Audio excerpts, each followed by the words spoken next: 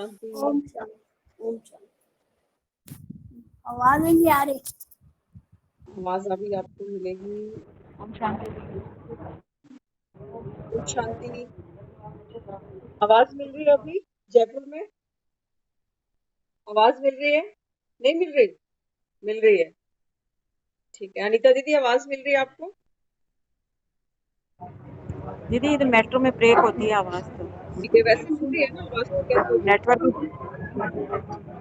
Network issue रहता है ना। ठीक। आज की जो हम मुरली सुनेंगे, इस मुरली में बाबा अक्सर मुरलियों में कहता है कि बच्चे जो संगम युग है ये हीरे तुल्य है। आज की मुरली में बाबा एक्सप्लेन कर रहा है कि संगम और सतयुग अगर दोनों में कंपैरिजन किया जाए, हम पुरुषार्थ तो सतयुग में जाने का कर रहे हैं, लेकिन बाबा कहता है बच्चे ये जो संगम का समय है, बाबा कहता है ये सतयुग से भी श्रेष्ठ है। तो आज की मुरली में बाबा हमको कंपैरिजन करके दिखा रहा है कि सतयुग में और संगम युग में दोनों में कितना मेजर डिफरेंस है। तैयारी सतयुग की कर रहे हैं, लेकिन बाबा कहता है संगम की वर्थ भी जानो। तो सुनते हैं बाबा के मधुर महावाक्य। बाबा कहते हैं बच्चे संगम युग है ही बेगमपुर। बाबा कहता है ये है बेगम, यहाँ कोई गम नहीं होना चाहिए तुम बच्चों को। बाबा कहता है कहाँ रहते हो? कोई पूछे कहाँ रहते हो, कहो बेगमपुर में, वहां हमको कोई गम नहीं है। आप हो इसके बादशाह। सतयुगी बादशाही इस संगम युग के आगे कुछ भी नहीं है। बाबा कहता है अभी जितना जितना आत्मा ज्ञान को सुनती है, हम सभी अनुभव हैं, ज्ञान को सुनते सुनते सुनते हमारा मन शांत हो जाता है। संसारी बातें, संसारी परिस्थितियां, लोभ लालच, तेरी मेरी, सबसे आत्मा उपराम हो जाती है। तो क्या बनती है? बेगमपुर की बादशाह बन जाती है। तो बाबा कहता है बच्चे आप अभी हो बेगमपुर के बादशाह। सत्युग की बादशाही इस संगम की बादशाही के आगे कुछ नहीं है। बाबा कहता है अब सुनते हैं क्या क्या बाबा ने हमको एक्सप्लेन किया फर्क दोनों युगों के अंदर। संगम ये छोटा सा युग है जिसको केवल 100 साल की अवधि दी गई है, और सतयुग होगा 1250 वर्ष का, है ना। तो देखने और सुनने में तो बड़ा सतयुग ही लगता। एक तरफ 1250 वर्ष और एक तरफ संगम के सिर्फ 100 वर्ष। वो भी हमको 100 कहाँ मिले, 100 कहाँ मिले हमको। तो बाबा कहता है बच्चे यहाँ जितना एक एक सेकंड, बाबा कहता है यहाँ एक एक वर्ष के समान। तो सुनते हैं बाबा कहते हैं देखो अभी तुम सब बन गए हो संगम पर ब्राह्मण आत्मा। दुनिया में कोई नहीं जानता संगम युग भी है, वो तो सोचते हैं कलयुग ही है बस। संगम का शास्त्रों में भी कहीं वर्णन नहीं। तो बाबा कहता है तुम बच्चे हो, थोड़े से बच्चे, चुनिंदा बच्चे। बाबा कहते हैं तुम संगम पर पहुंच चुके हो। दुनिया के लिए केवल 4 युग हैं, हम बच्चों के लिए 5 युग हैं। तो बाबा कहते हैं संगम पर क्या होता है, सबसे पहले संगम की सुबह कैसे होती है। सुबह सुबह हम उठते हैं ना, ये हमारा संगम का समय। बाबा कहता है इस समय स्वयं प्रकृति का मालिक, बाबा कहता है स्वयं प्रकृति का मालिक भगवान आकर तुम बच्चों को जगाता है। संगम के समय बाबा कहते हैं स्वयं भगवान आकर तुमको जगाता है, संगम युग में। लेकिन सतयुग में क्या होगा? बाबा कहता है सतयुग में प्रकृति में नेचुरल सांस तुमको जगाएंगे। पक्षियों की, कोयल की आवाज, मोर की आवाज, वो सब बाबा कहता है वो सब गूंजेगी और तुम देवता उठ जाओगे कि भोर हो गई। लेकिन संगम पर बाबा कहता है प्रकृति पति भगवान आकर तुमको उठाता है कि बच्चे आओ बाप से मिलन मन। लेकिन सतयुग में प्रकृति तुमको उठाएगी। सुंदर सुंदर पक्षी चहचहाएंगे, बाबा कहता है देव आत्माएं जाग जाएंगी।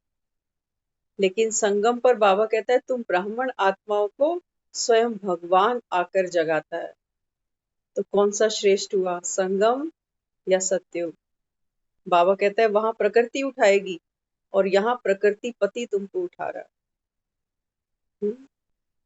लेकिन मजे की बात है, कईयों को तो भगवान उठा भी नहीं पाता। कितनी ऐसी आत्माएं हैं, बाबा कहता है बाप तो आते हैं, मिलन मनाओ, बाप से भरपूर हो जाओ, लेकिन बाबा कहता है बच्चों के ऊपर भी तो मदार है कि बच्चे बाप से मिलन मनाने बैठते हैं। बाबा कहता है इस समय तो बाप तुमको जगाता है। मधुर साज मीठे बच्चे रोज सुनते हो ना। बाबा कहता है वहां पक्षी चहचहाएंगे, कू कू। बाबा कहता है यहाँ भगवान आकर तुमको सुबह सुबह क्या कहता है, मीठे बच्चे गुड मॉर्निंग, नमस्ते। मीठा साज भगवान के मुख से भगवान हमको कहता है मीठे बच्चे तुम जो हो जैसे हो मेरे हो। ये मीठा साज केवल संगम पर बाबा कहता है तुम सुनते हो। सतयुग के संस्कार प्रारब्ध भरने का ये समय है, संगम का समय। बाबा कहता है अभी तुम सतयुग के संस्कार अपने अंदर भर रहे हो। तो फिर बाबा कहता है यहाँ वृक्षपति के सर्व संबंधों के रस सर्व प्राप्ति संपन्न प्रत्यक्ष फल खाते हो। संगम युग में कौन से फल खा रहे हो? बाबा कहता है वृक्षपति के सर्व संबंधों के रस। स्वयं भगवान कहता है कि मैं तुम्हारा माता पिता हूँ, तुम्हारा टीचर हूँ, तुम्हारा गुरु हूँ, तुम्हारा साजन हूँ, तुम्हारा मित्र हूँ, तुम्हारा भाई हूँ, बंधु हूँ। बाबा कहता है ये जितने भी रस के फल हैं, ये संगम पर तुम खाते हो तो आत्मा शक्तिशाली बन जाती है कि भगवान हमारा साथी है। तो बाबा कहता है फिर ये सर्व प्राप्ति संपन्न प्रत्यक्ष फल अभी संगम पर खाते हो। सतयुग में बाबा कहता है वहां पर भी फल खाओगे, लेकिन स्थूल फल खाओगे, आम, संतरा, चीकू। बाबा कहता है अति स्वादिष्ट रस वाले वृक्ष के फल खाओगे। सतयुग में बाबा कहता है तुमको मिलेंगे वृक्ष के फल, मीठे आम, मीठे बेर, मीठे चीकू, सब कुछ वृक्ष से तोड़ के। लेकिन अभी बाबा कहता है अभी जो तुम संगम पर फल खा रहे हो, बाबा कहता है ये स्वयं वृक्ष पति से ले रहे हो। अभी तो भगवान हमको ये फल खिला रहा है, सतयुग में कहता है पेड़ से तोड़ के खाओगे। कितना फर्क है ना फर्क। आगे समझाते हैं, यह डायमंड एज है तो सतयुग को कहेंगे गोल्डन एज। बाबा कहता है ये जो आपका जन्म है ये है हीरे तुल्य, और बाबा कहता है वो सतयुगी दुनिया होगी, सोने जैसी दुनिया। यहाँ बाप के हाथों में पल रहे हो। बाबा को कहता है ना कि बच्चे तुम ईश्वरीय औलाद हो, ईश्वरीय संतान हो। चारों युगों में बाबा कहता है ऐसा भाग्य फिर दोबारा नहीं मिलेगा। बाबा कहता है अभी तो बाप के हाथों में पल रहे हो, सतयुग में वो कहता है तुम दास दासियों के हाथों में पलोगे।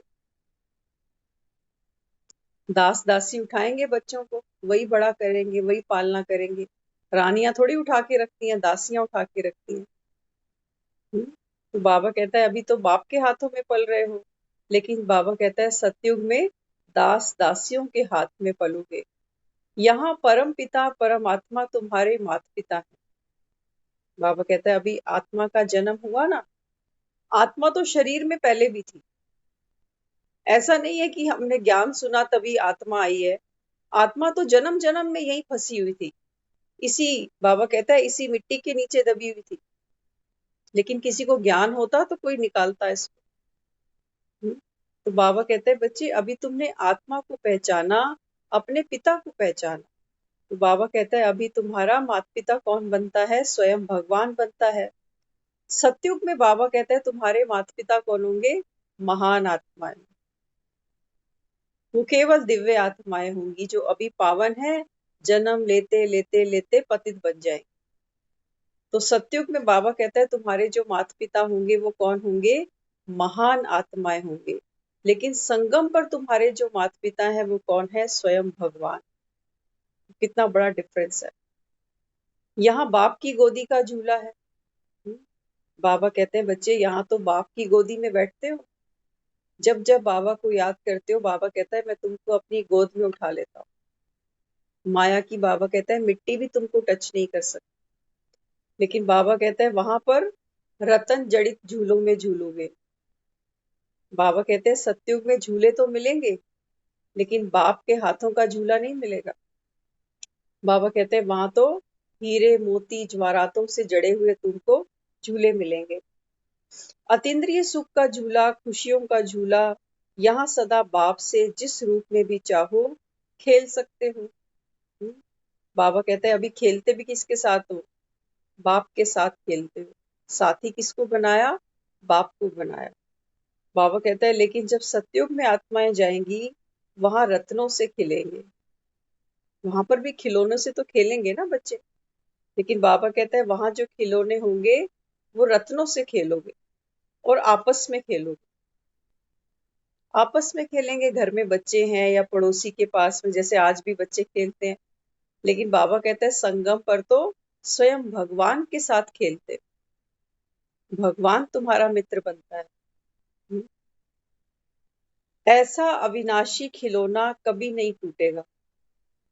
बाबा कहते हैं बच्चे ये जो खिलौना है कौन सा, जिस बाबा कहता है अभी बाप के साथ खेल रहे हो संगम पर, बाबा कहते हैं ये खिलौना कभी नहीं टूटेगा। लेकिन वहां बाबा कहता है जो खिलौने हैं वो तो टूट फूट जाते हैं। देखते हैं ना बच्चों के खिलौने, आज है कल टूट गया, तो बच्चा रोता है कि मेरा खिलौना टूट गया, नया दिलाओ। तो बाबा कहता है बच्चे अभी तो बाप के साथ खेल सकते हो, बाद में बाबा कहता है बाप का साथ नहीं मिलेगा। यहाँ बाबा कहता है याद के गदेलों पर सोते हो। संगम युग में बाबा कहता है जब रात को सोने आओ ना, तो बाबा कहता है दुनिया से उपराम हो जाओ, मैं और मेरे से, कर्म के बंधनों से। बाबा कहता है बाप की गोद में सर रख के सो जाओ। बाबा कहता है ये याद का गद्दा केवल संगम पर तुमको मिलेगा। सतयुग में बाबा कहता है आराम के गद्दों पे सोना। वहां बाप नहीं पता कौन है, वहां तो बाबा कहता है फिर दुनियावी पिता, लौकिक पिता। बाबा कहता है अभी याद के गद्दों पे सोते हो, संगम पर बाबा कहता है केवल आराम के गद्दों पे सो। अभी बाबा कहता है ये तुम्हारी चढ़ती कला है, जितना चाहो बाबा कहता है अपनी अवस्था बना सकते हो। सतयुग में बाबा कहता है अभी जो कर्म कमा रहे हो इसकी प्रारब्ध भोगोगे। तो कमाई का समय ये संगम का है, इसलिए इसको बाबा कहता है ये हीरे तुले तुम्हारा जन्म। और वो डायमंड, बाबा कहता है डायमंड से फिर गोल्डन पे चले जाते हैं, क्योंकि वहां कमाई नहीं है। बाबा कहता है जो जमा किया बस वो खर्चना शुरू हो जाएगा। फिर आगे बाबा समझाते हैं यहाँ बाप के साथ मूल वतन में तीनों लोकों की सैर करते हो, मूल वतन, स्थूल वतन, सूक्ष्म वतन। बाबा कहता है ना जब बाप आते हैं तो तुमको सारी सृष्टि का, बाबा कहता है एक्यूरेट हालचाल समझाता है। तीन लोक के स्वामी राम। कौन सी तीन लोक है? बाबा कहता है दुनिया तो ये समझती है कि धरती के नीचे पाताल लोक है। शास्त्रों में ऐसा लिखा गया है कि धरती के नीचे भी और दुनिया है, और ऊपर आसमान के ऊपर भी कोई दुनिया है। बाबा कहते हैं बच्चे ये तो ऐसा हो ना सके, कितनी खुदाइयां चली हैं इतने सालों। हाँ, कितनी गहरी गहरी सुरंगें बनाई गई हैं, कभी कोई निकला सुराग दुनिया का कि नीचे भी लोग रहते हैं? बाबा कहते हैं बच्चे इंसान को जीने के लिए प्रकृति के 5 तत्वों की जरूरत है। हाँ, वहां पर उसको पृथ्वी भी चाहिए, जल भी चाहिए, वायु भी चाहिए, अग्नि भी चाहिए, आकाश तत्व भी चाहिए। लेकिन बाबा कहते हैं जब कहते हो आसमान के ऊपर भी दुनिया बसती है, तो बाबा कहता है जब तुम पहाड़ों पे घूमने जाते हो, कहते हो यहाँ ऑक्सीजन खत्म हो गई, तो कितने लोग हैं जो पहाड़ों पे नहीं जाते, कहते हैं हम नहीं पहाड़ों पे सरवाइव कर सकते, हमें सांस की प्रॉब्लम है, कहते हैं ना। तो बाबा कहता है फिर दुनिया पहाड़ों के, आसमान के ऊपर कैसे रुक जाएगी जाकर, हो नहीं सकता।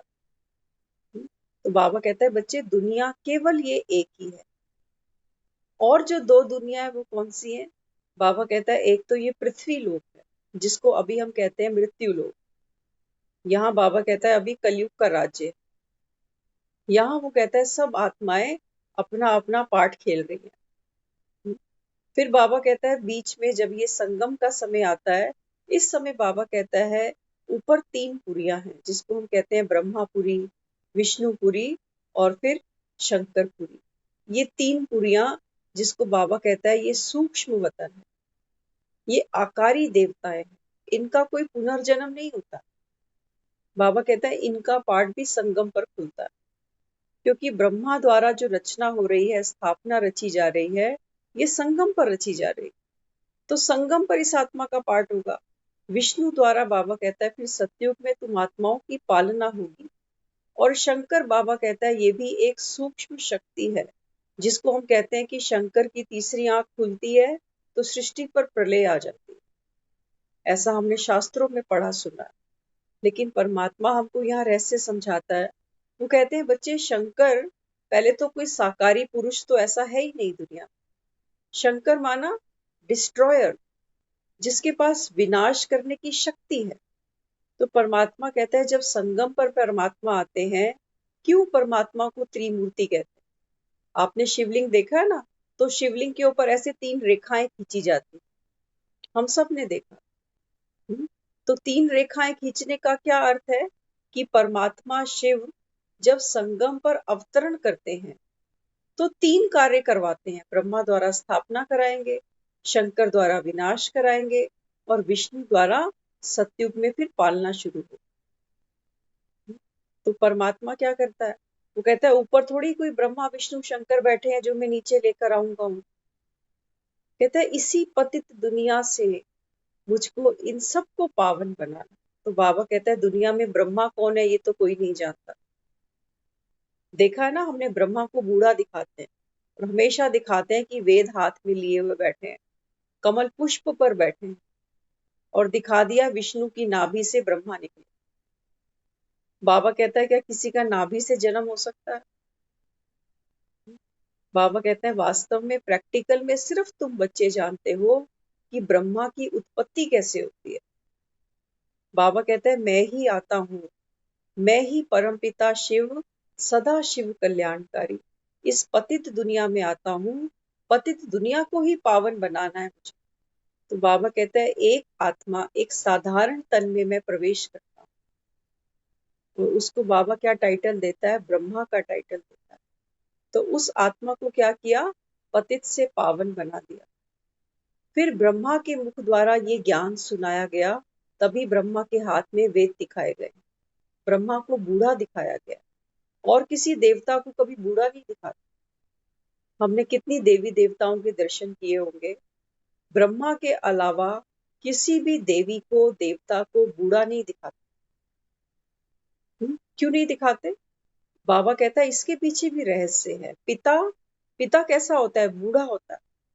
बच्चे जवान होते हैं ना।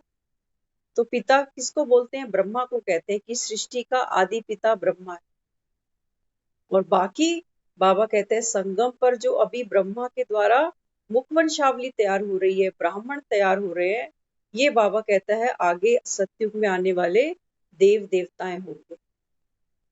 तभी तो देवताओं के आगे दुनिया जाके माथा झुकाती है, क्योंकि ऊंचे पद पर है ना। जो हायर पोजीशन पे आते हैं लोग उसको सलाम करते हैं।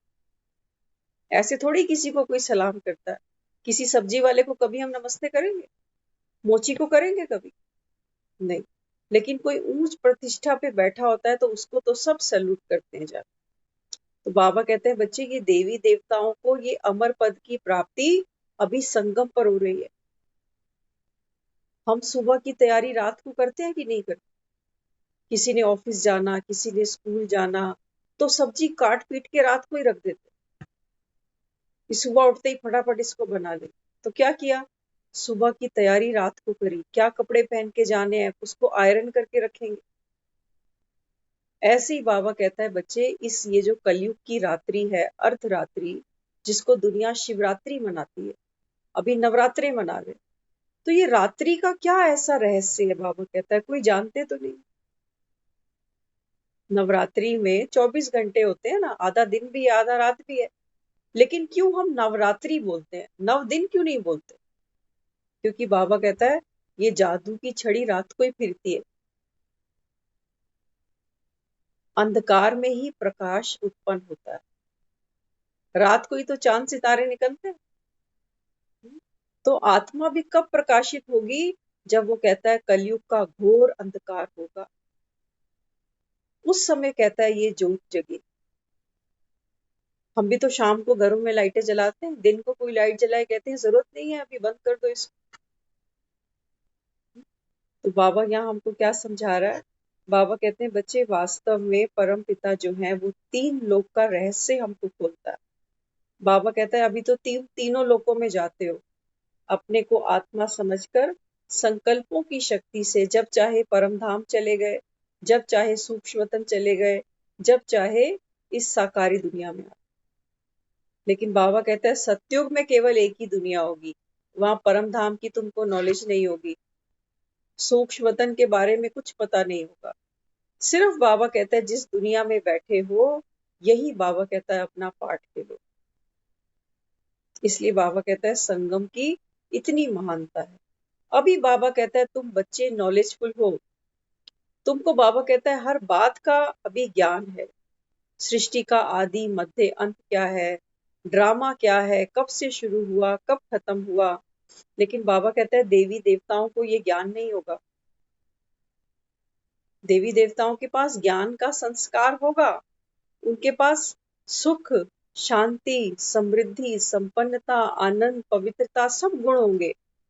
लेकिन उनको ये ज्ञान नहीं होगा कि अभी हम सतयुग में बैठे हैं, सतयुग के बाद त्रेता आएगा, त्रेता के बाद द्वापर, फिर कलयुग, कलयुग में भगवान आएगा।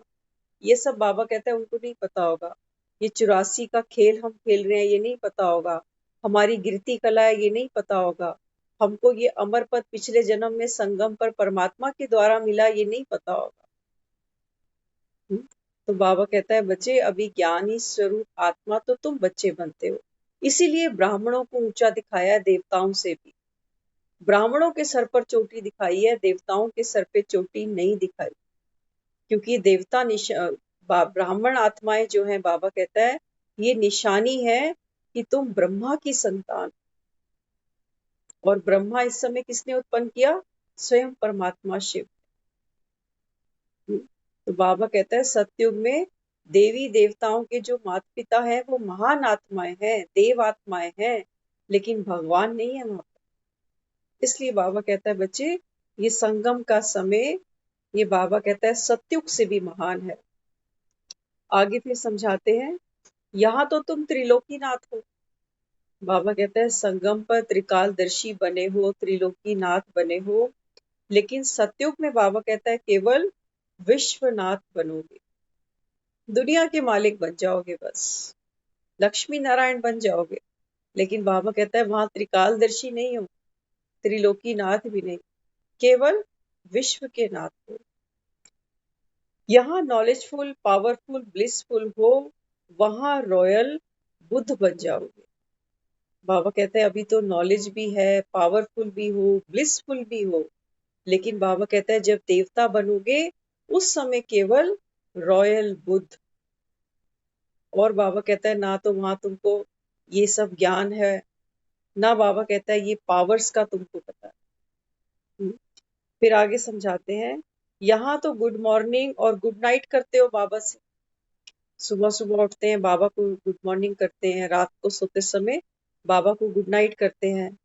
लेकिन बाबा कहता है वहां आत्माएं आत्माओं से गुड मॉर्निंग करेंगी। जब तक हम भगवान को नहीं मिले थे तब तक आपस में ही तो एक दूसरे को राम राम करते थे। तो बाबा कहता है फिर दुनिया में ये भी कहते थे पता नहीं आज किसकी शक्ल देख ली, मेरा काम ही नहीं बना। तो बाबा कहता है बच्चे कि संगम का छोटा सा समय है, सुबह उठते ही बाबा कहता है पहला संकल्प करो, जंप मार के बाप के सामने आकर बैठ जाओ। बाबा कहता है ऐसा मुखड़ा तुमको फिर कभी नहीं मिलेगा। दुनिया में तो देखो कभी किसी का मूड अच्छा है, कभी किसी का मूड ऑफ है। किसी का कह सकते हैं चेहरा हमेशा खुश मिलेगा हमको, छोटी छोटी बातें आती हैं कितनी चिंता लग जाती है, कितनी परेशानियों से आदमी घिर जाता है। तो बाबा कहता है बच्चे एवर हैप्पी तो यहाँ कोई है ही नहीं। पता नहीं माया कौन सा इंजेक्शन किसको कब आकर लगा दे। तो बाबा कहता है इस समय फिर क्या करो, बाप से सबसे पहले गुड मॉर्निंग करो और सोते समय भी बाप को याद करो कि बाबा सारा दिन में जो जो मैंने कर्म किए सब आपको समर्पित। अगर मुझसे कोई भूल चूक हुई, कोई गलती हुई, तो बाबा आप मुझे टचिंग कराओ ताकि वो गलती मैं फिर ना कर सकूं। और जो भी मुझ में विशेषता है मुझे नहीं पता, आप हाईलाइट करो, आप बढ़ाओ विशेषताओं। तो क्या करो, अपनी मन भी बुद्धि भी सब बाबा को समर्पित करके सो जाओ। तो दुनिया में फिर बाबा कहता है यहाँ तो विश्व कल्याणकारी महादानी वरदानी हो। बाबा कहता है सिर्फ अभी तुमको कहता हूँ बच्चे, मनसा वाचा कर्मणा सेवा करो, सबकी सेवा करो, सबसे दुआएं कमाओ। आज सुबह की मुरली में बाबा कहता है कि बच्चे ऐसी सेवा करो क्योंकि जग में हर एक आत्मा भी विकारी है। कहीं क्रोध की अग्नि है, कहीं काम की अग्नि है, कहीं लोभ की, कहीं मोह की, कहीं घृणा की। बाबा कहता है ये जंगल में तो आग लगी ही पड़ी है, ऐसी कोई आत्मा नहीं है, बाबा कहता है जो विकारों की अग्नि में झुलस नहीं रही। तो बाबा कहता है ज्ञान का ये शीतल छींटा उन आत्माओं को दो। बाबा कहता है ऐसी सेवा करो जो सांप भी मर जाए तो लाठी भी न टूटे। विकारों को बाबा कहता है तुमको इस श्रीमत की लाठी से भगाना है, ऐसी बाबा कहता है तुमको सेवा करनी है। तो फिर कौन बनते हो, विश्व कल्याणकारी महादानी और वरदानी। बाबा कहता है लेकिन सतयुग में ना तो महादानी बनोगे ना वरदानी बनोगे, वहां बाबा कहता है केवल विश्व राज्य अधिकारी बनोगे। जो देना है, बाबा कहता है अभी देने का पार्ट है, तो जो देंगे बाबा कहता है वही फिर लेने का आगे पार्ट बचा है। तो देवी देवताओं को देखा है ना, प्यार भी अभी तक भी कलयुग के अंत में भी देखो, उनको सम्मान भी भरपूर मिलता है। भगत कोई दिखावे का सम्मान नहीं करने जाते हैं वहां पे, जैसे हम नेताओं के गले में हार डालते हैं, नहीं, भगत पूरी भावना से जाता है वहां पे। खुद 2 रोटी कम खा लेगा लेकिन मंदिर में जो जो उसको करना है वो सब करेगा। तो कितनी श्रेष्ठ भावना है। क्यों? क्योंकि बाबा कहता है तुम महादानी बने हो ना, तो तुम्हारे भक्त भी बाबा कहता है फिर तुमको फॉलो कर। तो कोई तन से सेवा करता है, कोई मन से करता है, तो कोई धन से करता है। बाबा कहते हैं बच्चे देने का पार्ट संगत का है। यही समय बाबा कहता है श्रेष्ठतम है, क्योंकि जो देते हैं उन्हीं का गायन है। दुनिया में कहते हैं ना, परोपकार से बड़ा कोई भी दान नहीं, और वो भी उस पर भी कहते हैं गुप्त दान करो, कि एक हाथ से करो तो दूसरे को पता भी ना चले। तो बाबा कहता है बच्चे ये तुम्हारा अभी सबसे सर्वश्रेष्ठ पाठ है, जब भगवान आकर हम बच्चों को देवताओं के संस्कार भरता है कि देना है, निस्वार्थ देना है, किसी को जता कर नहीं देना कि हम आपके लिए शुभ भावना रखते हैं, शुभ कामना रखते हैं। दुनिया में तो लोग सहयोग करते हैं ना, बार बार जताते रहते हैं। लेकिन बाबा कहते हैं यहाँ तो आपको गुप्त सेवा करनी है, चाहे मनसा से करो, चाहे वाचा से करो, चाहे बाबा कहता है कर्मणा से करो। तो बाबा कहता है अभी महादानी बनने का पार्ट है। फिर बाबा कहते हैं संगम पर आप यहाँ ब्रह्मा भोजन खाते हो। दुनिया में तो लोगों ने नाम भी नहीं सुना ब्रह्मा भोजन। भक्ति में तो हम क्या कहते थे, भोग लगा हुआ प्रसाद खा लो। कभी किसी ने देखा नहीं देवताओं को खाते हुए। खिलाते भी कैसे हैं देवताओं को, पर्दे के अंदर। आपने देखा होगा जब कभी भी देवताओं को भोग लगता है ना, तो थाली ढकी जाती है या फिर पर्दा लगाया जाता है। तो बाबा हमें यहाँ क्या समझाता है, बाबा कहते हैं बच्चे ब्रह्मा भोजन केवल संगम पर तुमको मिलता है, आत्मा जिसको खाकर शक्तिशाली बन जाती है। लेकिन सतयुग में बाबा कहता है वहां वैरायटी भोजन मिलेगा, 36 बाबा कहता है तुमको वहां भोग मिलेंगे, लेकिन ब्रह्मा भोजन तुमको वहां नहीं मिलेगा। इतनी बाबा कहता है ये संगम युग की महानता है। सतयुग भी बाबा कहता है इसके आगे कुछ नहीं। तो जिसने संगम की वर्थ जानी है, बाबा कहता है वो संगम का एक एक क्षण जिएगा, क्योंकि यहाँ उठाने वाला भगवान तुमको सुबह सुबह आता है। और बाबा कहते हैं यहाँ प्रकृति पति तुमको उठाता है, वहां प्रकृति तुमको उठाएगी सत्युग। कोयल कूकेगी, मोर गाएंगे तो देवी देवता उठ के खड़े होंगे। बाबा कहता है कितना डिफरेंस है, यहाँ प्रकृति पति उठा रहा है, वहां तुमको प्रकृति उठाएगी। यहाँ बाप को गुड मॉर्निंग करते हो, बाबा कहते हैं वहां आपस में गुड मॉर्निंग करो, वहां बाप नहीं मिलेगा। बाबा कहता है अभी बाप के हाथों में पल रहे हो, लेकिन बाबा कहता है वहां दास दासियों के हाथों में पलोगे सत्युग में।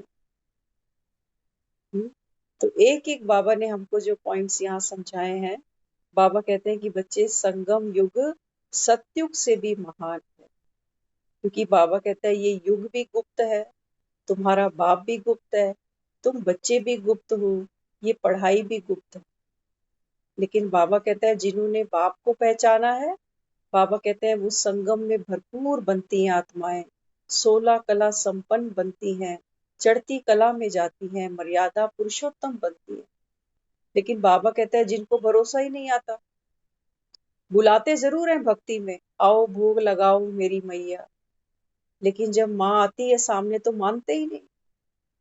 वो सोचते हैं माँ तो मोर मुकुट वो पहन कर आए, शेर पर बैठ के आए, 8 उसके हाथ हो, तब तो हम उसको माँ माने, तब तो माने। लेकिन बाबा यहाँ हमको समझाते हैं कि बच्चे वास्तव में शेर पर शक्ति की सवारी दिखाई है, माना ये वो शक्ति है जिसने अपने अहंकार के ऊपर विजय प्राप्त की है। अष्ट शक्तियां हैं आत्माओं की। तो बाबा कहता है ये तो ब्रह्मा के बच्चे हैं, अभी ब्रह्मा कुमार ब्रह्मा कुमारियां, बाकी कोई ऐसी अष्टभुजाओं वाली देवी तो होती ही नहीं। सोचो अगर हमारे घर में आज देवी आ भी जाए शेर पे चढ़ के सवार होके, पहले तो हमारे घर के गेट में ही नहीं फंसेगा शेर, 6 फीट का तो हमारा दरवाजा ही है, पहले तो दरवाजा तोड़वाना पड़ेगा, और उस पर भी शेर अगर अंदर आया तो हम बाहर भागेंगे। जान किसको प्यारी नहीं है।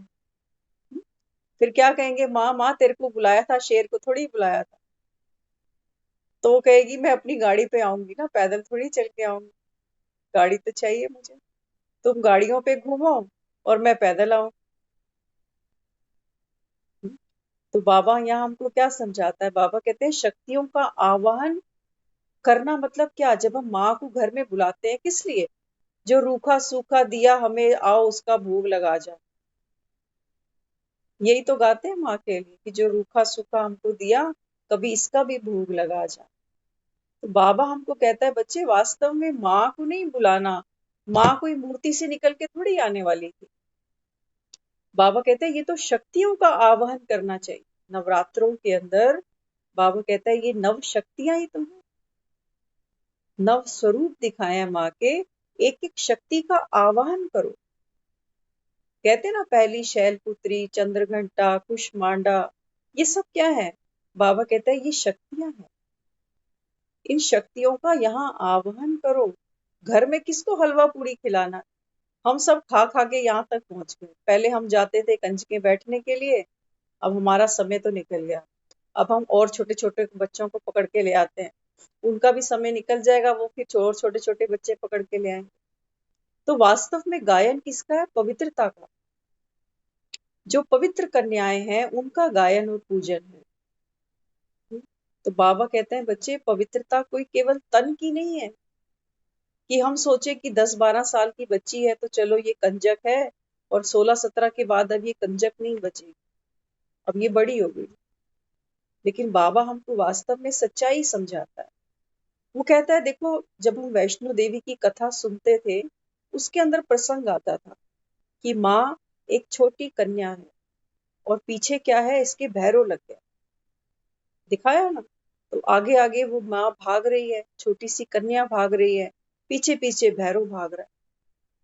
तो ये क्या दिखाया, ये पवित्र आत्मा दिखाई, और पीछे पीछे माया अपवित्र करने के लिए उसको पीछे से भाग रही, ये विकार उसके पीछे लगे हुए। तो वो क्या करती है, दिखाया है अर्ध कुंवारी पर गर्भ जून के अंदर वो जाकर प्रवेश कर जाती है, गर्भ जून में वो बैठकर तपस्या करती है। तो बाबा कहते हैं बच्चे वास्तव में कोई एक देवी की बात नहीं है, ये तुम सबकी बात है।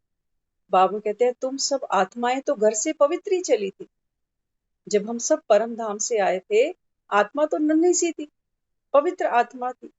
लेकिन बाबा कहता है इस दुनिया में आते खेलते खेलते ये भैरव, ये माया के विकार तुम्हारे पीछे लग गए।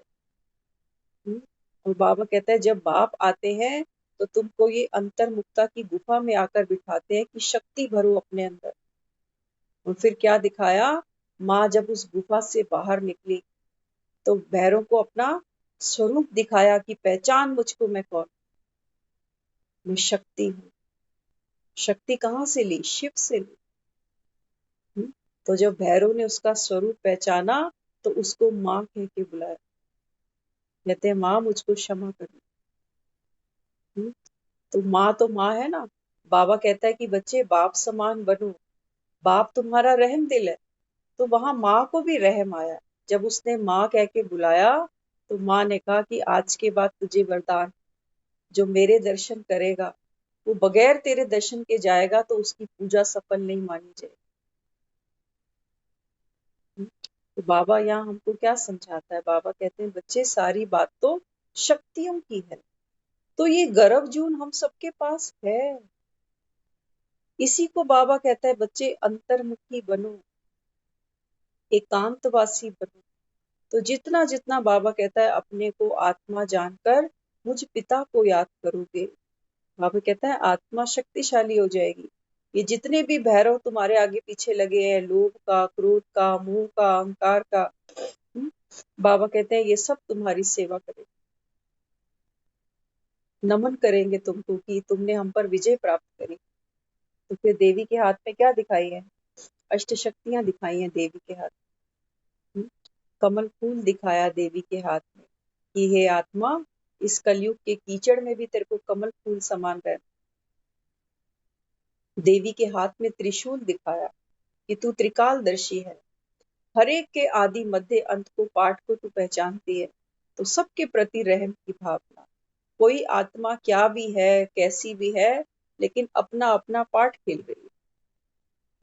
देवी के हाथ में तलवार दिखाई, बुराइयों का वध करना है, किसी देहधारी का वध नहीं करना। देवी के हाथ में ब्लेसिंग का हाथ दिखाया, सबको दुआ दे रही है माँ बनकर, क्योंकि माँ ही दुआ दे सकती है दुनिया में, बच्चे चाहे जैसे भी, और किसी का पार्ट नहीं है। तो बाबा कहता है माँ के ही हाथ में शंख दिखाया।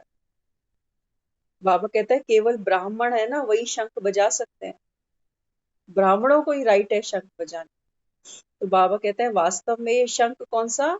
बाबा कहता है ये ज्ञान की गूंज अब चारों दिशाओं में करो कि परमात्मा आ चुका है। मानने वाले जान लेंगे उसको। शबरी ने पहचान लिया था, हनुमान ने राम पहचान लिया था। बाबा कहता है सारा मदार तुम्हारी बुद्धि पे है, पहचान सको तो पहचानो अपने बाप को। दिखती तो आत्मा भी नहीं है, लेकिन तुम ही कहते हो कोई मरता है तो आत्मा अपने घर चली गई, भगवान के पास चली गई। देखी कभी किसी ने? लेकिन मानते तो हो ना कि आत्मा है। बाबा कहता है मैं भी तो दिखाई नहीं दूंगा, मुझे कहाँ से पकड़ोगे? आज सुबह ही बाबा ने एक बहुत प्यारी लाइन समझाई। बाबा कहता है बच्चे दुनिया कहती है कि भगवान आएगा, कभी तो आएगा, कह के गया युगे युगे, जब जब धर्म की ग्लानि होगी मैं आऊंगा। तो बाबा कहता है अगर श्री कृष्ण ही आता मोर का मुकुट पहन के, हाथ में बांसुरी लेके, तो बाबा कहते हैं देहधारी छिपता थोड़ी।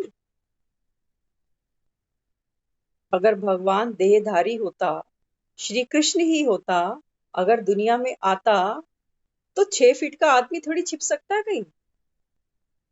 छिप सकता है कहीं? हाँ, तो चूहा भी पकड़ के दे आते हैं इतने। चूहे भी पकड़ने हो ना, वो भी लोग पकड़ लेते हैं। तो 6 फीट का आदमी कहाँ से छिपेगा? बाबा कहते हैं बच्चे बात किसकी है? बात तो निराकार परम पिता की है, जो निराकार है, अजन्मा है। पर काया में प्रवेश करता हूँ, बाबा कहता है। अपनी काया लूंगा तो जन्म मरण में आ गया, सुख दुख में आ गया।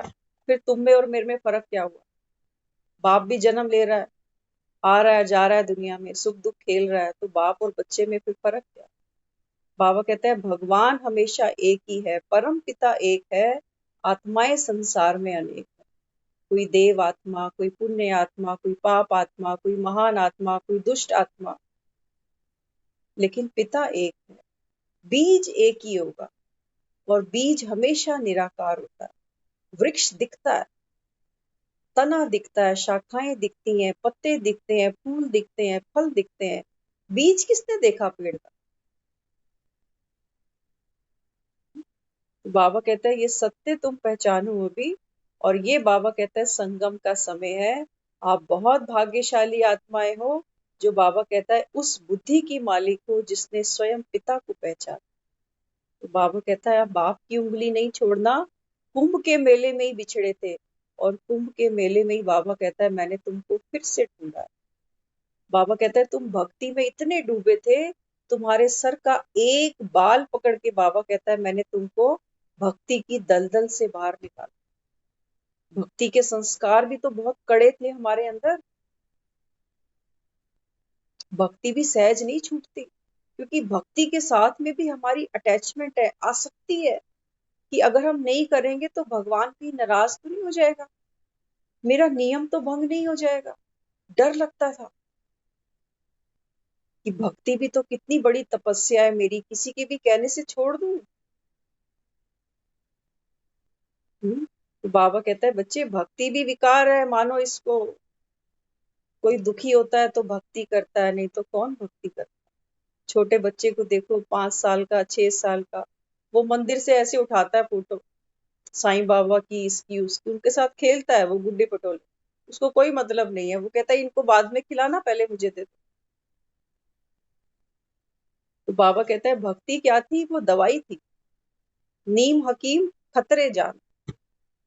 एक की दवाई थोड़ी करी हमको पता ही नहीं था, दुख तो थे संसार में, तो हमने अनेकों की भक्ति करी है, अनेकों की भक्ति करी है, क्योंकि नीम हकीम जगह जगह धक्के खाए हैं।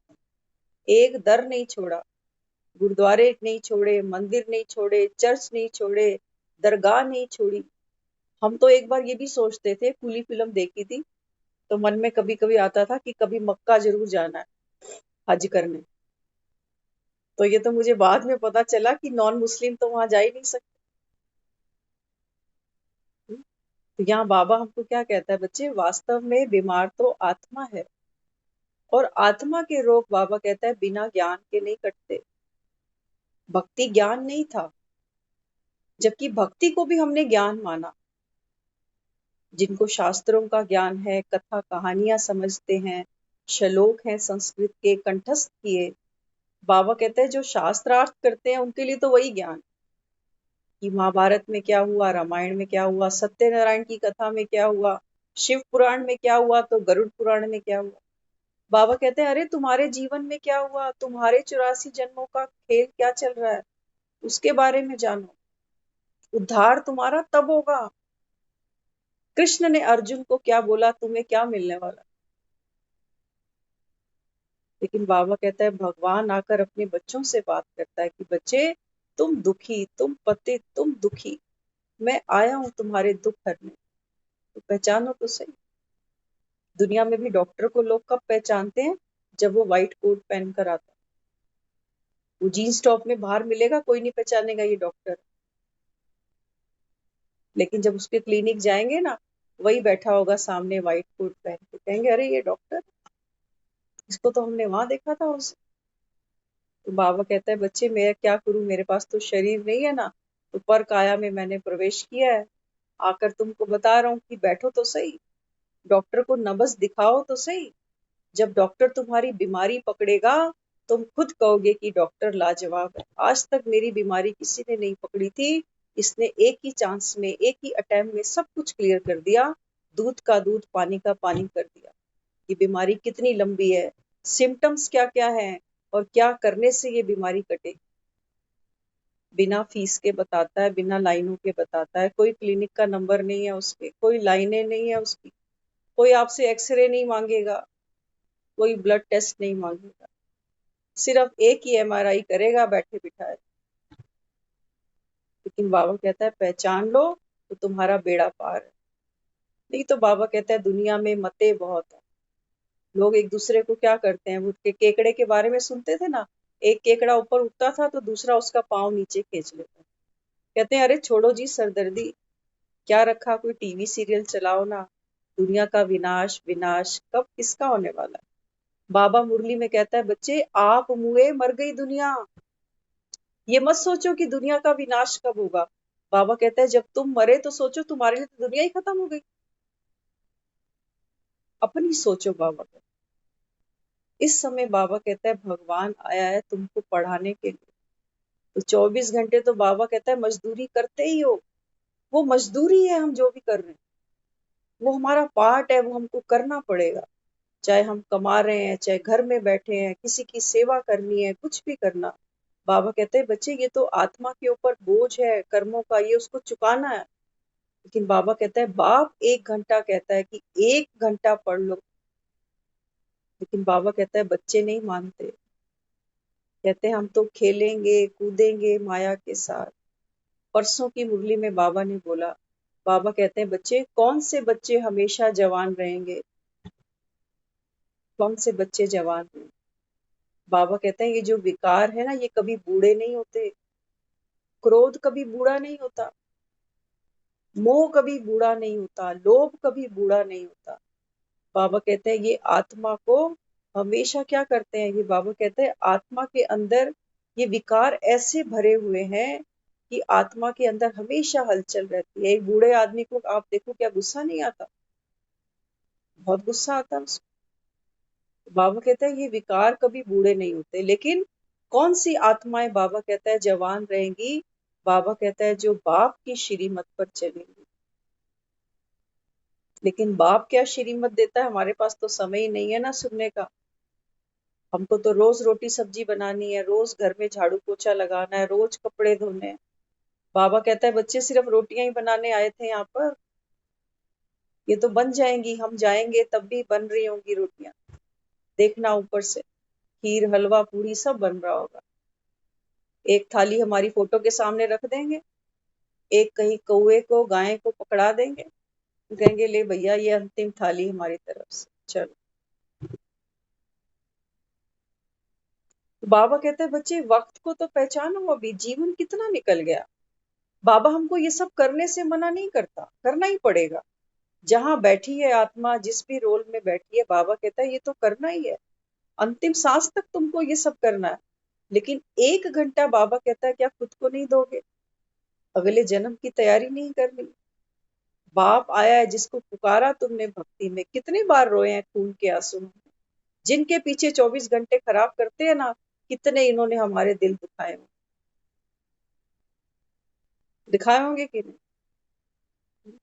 बाबा कहते हैं बच्चे पाठ है, बाप से ज्ञान लो, बोझ हल्का करते जाओ। गर्भ जून में बैठो तो सही, गर्भ जून में दिखाया है वो अकेली 9 महीने थी।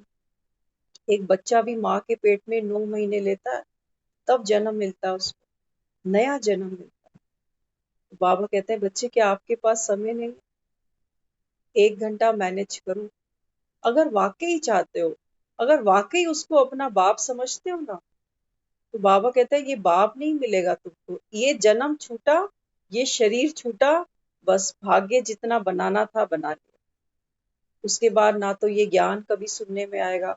और बाबा कहता है इस कल्प में जितना लोगे, अभी जो ये संगम पे जितना लिया, बाबा कहता है कल्प कल्प रिपीट होगा। इसलिए बाबा कहता है इसको बढ़ाओ। लोभ लालच करनी है तो इसके लिए करो। विनाशी कमाई तो बाबा कहते हैं तुम्हारी अलमारियों में ही रखी रहेगी, चाबियां नहीं भी बताओगे तो वो ताले भी तोड़ के निकाले, कौन रुकने वाला, कोई नहीं रुकेगा। बैंक की सारी डिटेल निकल जाती है एक फोन नंबर डालते। बाबा कहते हैं वो सब सफा चट हो जाएगा, उसकी चिंता नहीं करो कि कौन क्या ले क्या ले क्या ले। वो तो बाबा कहता है तुमने जिसके लिए नाम पर नहीं भी छोड़ी होगी वो भी आके लेगा।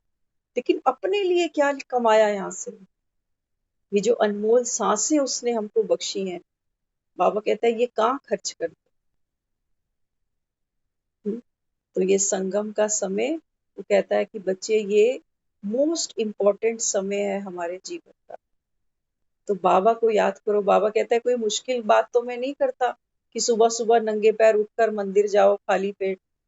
वो कहता है नहीं, तुम 4 बजे एक चाय चाय का ग्लास नहीं, चाय का जग पीकर बैठो।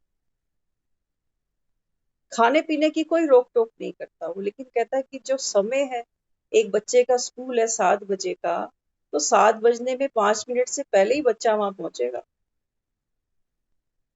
10 मिनट लेट नहीं करेगा वो। तो बाबा कहता है जब बाप के आने का समय है 4 बजे का, बच्चे सो रहे हैं, कि टीचर आएगा क्लास में देखेगा कोई है ही नहीं, तो टीचर क्या करेगा? टीचर भी मौज मनाएगा कि मैं तो आया था अपनी ड्यूटी करने के लिए, अब बच्चे ही नहीं आए।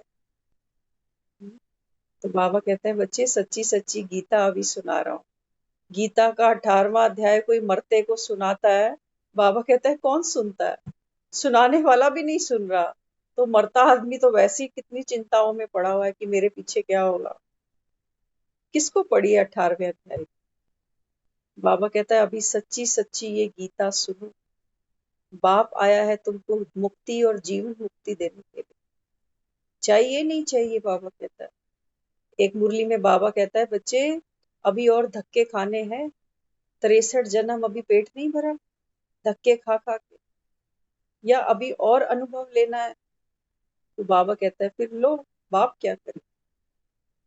हाँ, दुनिया में कोई बच्चा पैदा होता है ना, बाप कभी उसको जुआरी शराबी नहीं बनाता। बनाता है? कोई नहीं बनाता।